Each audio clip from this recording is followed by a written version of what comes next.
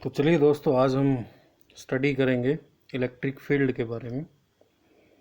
Electric field, तो electric field क्या होता है? जैसे कि आपने 11th क्लास में ग्रेविटेशनल फील्ड के बारे में पढ़ा था कि मटेरियल जो है दूसरे मटेरियल्स को अट्रैक्ट करता है, लेकिन उसके चारों ओर एक रीजन होता है जिसमें उसका इन्फ्लुएंस होता है। सिमिलरली जो इलेक्ट्रिक फील्ड है वो क्या होता है? जैसे मान लीजिए कि हमारे पास ये प्लस क्यू चार्ज है, तो ये जो प्लस क्यू चार्ज है इसके चारों ओर एक 3 डायमेंशनल स्पेस है जिसमें कि इसका इन्फ्लुएंस है। ओके, अगर इसके बाउंड्री के बाहर अगर हम कोई दूसरा चार्ज प्लेस करते हैं, टेस्ट चार्ज, तो उसको ये अट्रैक्ट या रिपेल नहीं कर पाता है। लेकिन इस बाउंड्री के अंदर लेके आएंगे जब इस टेस्ट चार्ज को, तो इसको अट्रैक्ट या रिपेल करेगा। तो ये जो 3 डायमेंशनल स्पेस है अराउंड दिस चार्ज या any charge body, this is called electric field. तो इलेक्ट्रिक फील्ड को कैसे डिफाइन करेंगे? It is the region of space, space का वो region which is around a charged body in which its electrical influence can be experienced, जिसमें उसका electrical influence जो उसको हम एक्सपीरियंस कर सकते हैं। यानी कि इसके चारों ये अपने एक फील्ड क्रिएट करता है, कोई भी टेस्ट चार्ज आता है तो उसको ये अट्रैक्ट या रिपेल करता है विद इन दिस रीजन।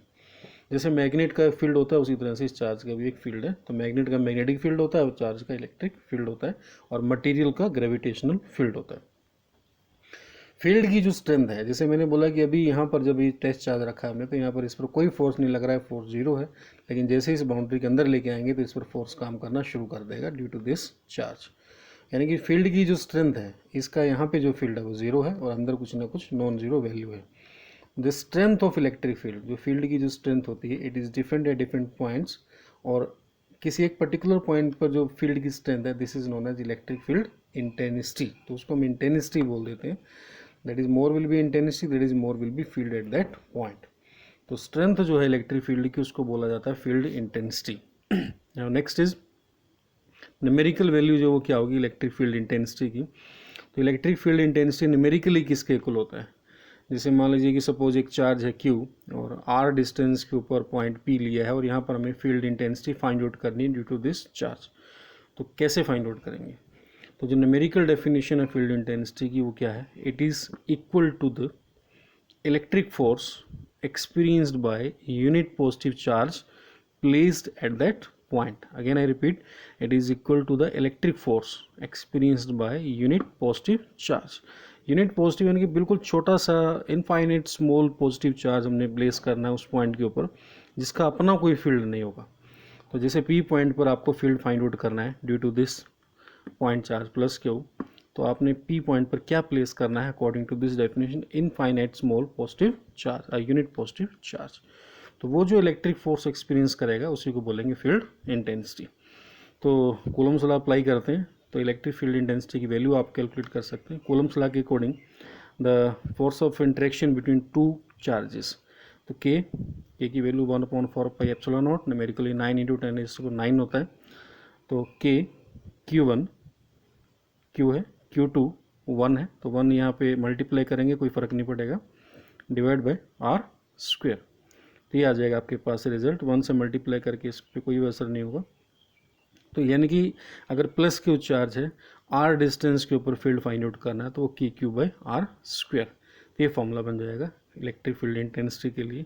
एक बार फिर से आपको यहाँ पे बता देते हैं। जैसे मान लीजिए कि कोई भी चार्ज आपके पास Q चार्ज है और उसकी वजह से आपको जैसे X डिस्टेंस पर यहाँ पर पॉइंट ले लिया मैंने A, यहाँ पर फील्ड फाइंड आउट करना है, तो फील्ड किसके इक्वल हो जाएगा? K लेंगे Q and divide by distance जो है X जैसे, तो X स्क्वेयर, अगर R था तो R स्क्वेयर। तो ये इलेक्ट्रिक फील्ड इंटेंसिटी का फॉर्मूला हो जाएगा।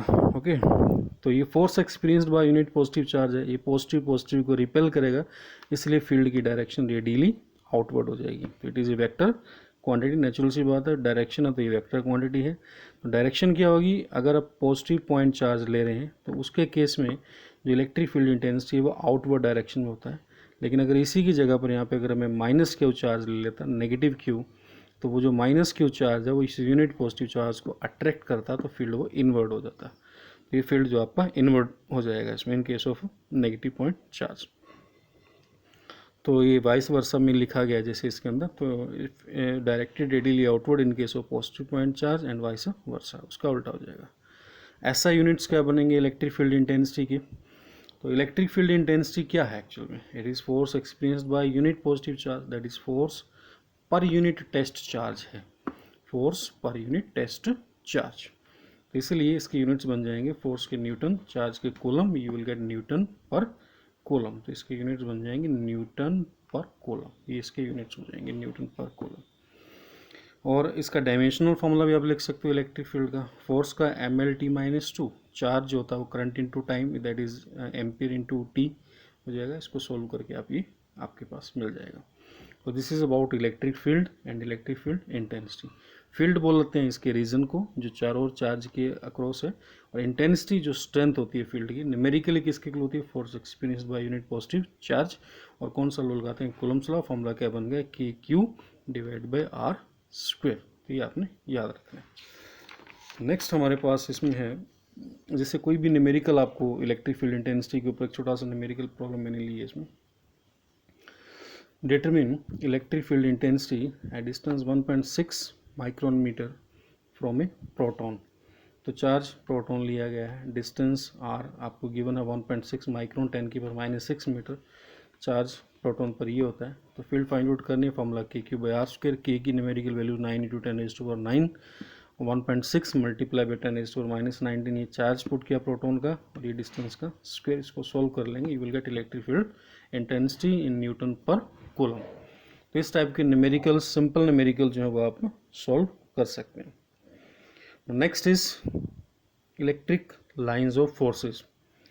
तो इलेक्ट्रिक लाइंस ऑफ फोर्सेस क्या है, अगर किसी भी रीजन में इलेक्ट्रिक फील्ड है तो उस इलेक्ट्रिक फील्ड को हम कुछ इमेजिनरी लाइंस ड्रॉ करके रिप्रेजेंट करते हैं, और उन लाइंस को ही क्या बोलते हैं, इलेक्ट्रिक लाइंस ऑफ फोर्सेस।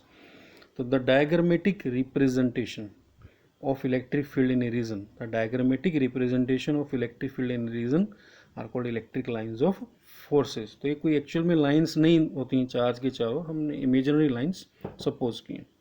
तो ये लाइंस कैसे ड्रॉ करेंगे, इनकी डायरेक्शन क्या होगी वो भी पता होना चाहिए हमें। तो उसके लिए एक सिंपल सा कॉन्सेप्ट आप याद रखिए कि when ever you place unit positive charge, infinite small positive charge in electric field, तो वो जो पाथ फॉलो करेगा उसी को हम बोल देंगे इलेक्ट्रिक लाइन ऑफ फोर्स। तो ये सिंपल सा लॉजिक ही है, the path followed by unit positive charge placed in electric field. किसी भी इलेक्ट्रिक फील्ड में यूनिट पॉजिटिव चार्ज रखते हैं तो वो जो पाथ फॉलो करता है are called electric line of force. तो इसमें जैसे मैंने दिखाया है कि मान लेते हैं कि मेरे पास ये एक पॉइंट पॉजिटिव चार्ज है, प्लस क्यू चार्ज है, इसके चारों ओर इसका फील्ड होगा, और इसके फील्ड के अंदर मैंने एक छोटा सा यूनिट पॉजिटिव चार्ज यहाँ पे रखा। तो आप जानते हैं कि यूनिट पॉजिटिव चार्ज, ये भी पॉजिटिव पॉजिटिव पॉजिटिव को क्या करता है, रिपेल करता है। तो ये कैसे पाथ फॉलो करेगा, ये ऐसे चला जाएगा। ओके, यहाँ पे रखूँगा तो वो ऐसे चला जाएगा। तो ये लाइंस मैंने शो की हैं, तो यहाँ पे ऐसे, यहाँ पे ऐसे, यहाँ पे ऐसे, यहाँ पे ऐसे। तो आप समझ सकते हैं कि इलेक्ट्रिक लाइन्स ऑफ फोर्सेज कैसी हैं इस केस में। इन case of positive point charge ये स्ट्रेट लाइन्स हैं और रेडियली आउटवर्ड है, बाहर की तरफ जा रही हैं। तो electric lines of forces are straight and directed radially outward. तो ये बताया गया इसमें, इलेक्ट्रिक लाइन्स ऑफ फोर्सेज जो हैं वो स्ट्रेट हैं and directed radially outward. Okay, similarly अगर हमारे पास कोई नेगेटिव चार्ज हम लोग ले लें यहाँ पे, इन case of negative point charge, तो क्या होगा। तो जैसे कि हमने यहाँ पे एक नेगेटिव चार्ज जो है वो लिया है, माइनस क्यू चार्ज। तो माइनस क्यू चार्ज का फील्ड होगा इसके चारों ओर। ओके, अब यहाँ पर हमने यूनिट पॉजिटिव चार्ज रखा हुआ है, तो यूनिट पॉजिटिव चार्ज को ये तो अट्रैक्ट करता है, तो ये अट्रैक्ट कर लेगा, तो इसलिए फील्ड की डायरेक्शन, लाइंस की डायरेक्शन इनवर्ड हो जाएगी। यहाँ भी इनवर्ड, यहाँ रखेंगे तो इधर से अंदर की तरफ हटेगी, इधर रखेंगे तो इधर, इधर तो इधर, इधर तो इधर, इधर तो इधर। इस टाइप से इलेक्ट्रिक लाइंस ऑफ फोर्सेज जो है इसमें रेडियली इनवर्ड होंगी in case of negative point charge. Okay, तो electric lines of forces are straight हैं अभी भी, लेकिन डायरेक्टेड है इनवर्ड डायरेक्शन में, अंदर की तरफ है। लेकिन ये सब तब था जब आइसोलेटेड पॉइंट चार्ज है। तो ये जो चार्ज था पॉजिटिव जो मैंने दिखाया था आपको पहले, ये भी आइसोलेटेड था। आइसोलेटेड का मतलब ये अकेला चार्ज था और इसके आसपास कोई और चार्ज नहीं था जो इसके साथ इंटरेक्ट करे, ये भी आइसोलेटेड है। लेकिन व्हाट अबाउट अगर दो चार्जेस नज़दीक में रख दिए जाएँ, जैसे एक प्लस क्यू चार्ज ले लिया और एक माइनस क्यू चार्ज, इसको डाइपोल बोल दिया जाता है, जिसमें इक्वल एंड अपोजिट चार्जेस होते हैं। तो it is a system of charges. तो जब सिस्टम ऑफ चार्जेस है तब इलेक्ट्रिक लाइंस ऑफ फोर्सेस जो है वो कैसी बनेंगी, इसमें उसको कैसे ड्रॉ करेंगे।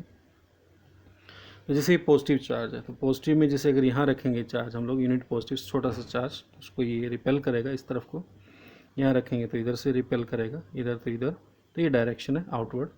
ये नेगेटिव पॉइंट चार्ज है, ये अटैक करता है, ऑलरेडी आपको बताया ऊपर डायग्राम में।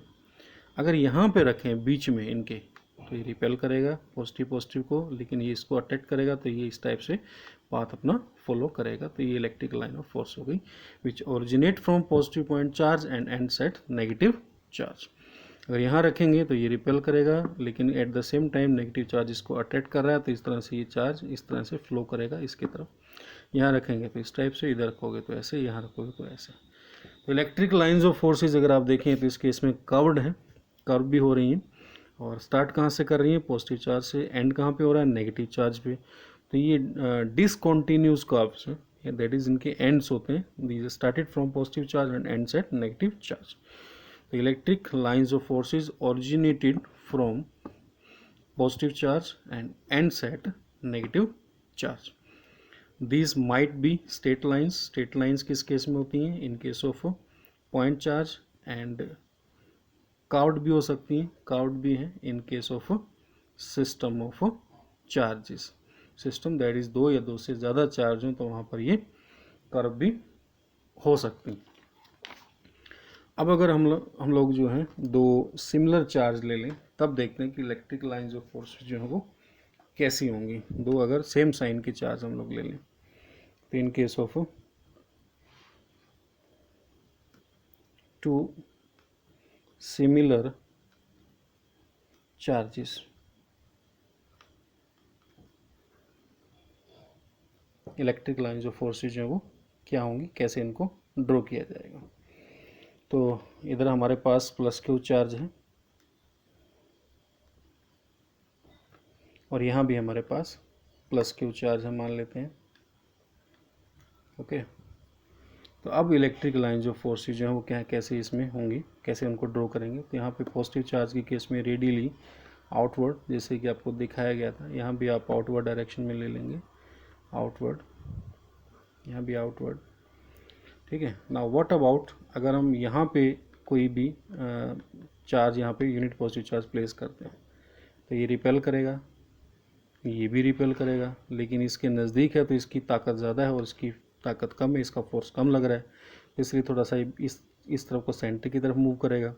अगर इन दोनों चार्जेस का मैग्नीट्यूड इक्वल है तो एग्जैक्टली सेंटर के ऊपर आकर के जो फोर्स है इनके ऊपर, चार्ज के ऊपर, वो क्या हो जाएगी, ज़ीरो।